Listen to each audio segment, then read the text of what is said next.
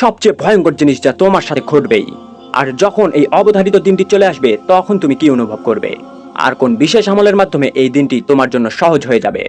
নিজেকে সেই ভয়ঙ্কর সময়ের জন্য প্রস্তুত করার জন্য সম্পূর্ণ ভিডিওটি দেখো। প্রথমেই তুমি যা অনুভব করবে তা হলো শব্দ। দেখা, কথা বলা, নড়াচড়া করা আগেই থেমে যাবে, কিন্তু একদম শেষ পর্যন্ত তোমার শ্রবণ শক্তি কাজ করবে। ভেবে দেখো, তুমি শুনবে তোমার প্রিয়জনরা কান্না করছে এবং তোমাকে মাটির নিচে রেখে আসার জন্য প্রস্তুত করা হচ্ছে। তুমি তাদের সাথে কথা বলার চেষ্টা করছো, কিন্তু তোমার মুখ দিয়ে কোনো শব্দ বের হচ্ছে না। একটা সময় তোমাকে রেখে আসা হবে অন্ধকার কবরে। তুমি হয়তো চিৎকার করে বলবে, আমাকে এই অন্ধকারে রেখে যেও না, কিন্তু তোমার কথা কেউ শুনতে পারবে না। তোমাকে একা ফেলে রেখে যাবে তোমার সব প্রিয়জন। এমনকি তোমার শরীর পচে মাটির সাথে মিশে যাওয়ার আগেই তোমার প্রিয়জনরা তোমাকে ভুলে নিজের জীবন নিয়ে ব্যস্ত হয়ে পড়বে।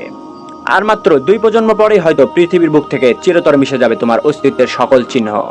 এটাই বাস্তবতা। তবে এই কঠিন সময়েও তোমার সাথে একটা জিনিস থেকে যাবে, আর সেটা হলো তোমার আমল। আর তোমার কবরের এই ভয়ঙ্কর সময়কে সহজ করে দিবে এমন একটি আমল হলো সাদগায়ে জারিয়া। এটি এমন একটি আমল যা মৃত্যুর পরেও চলমান থাকে।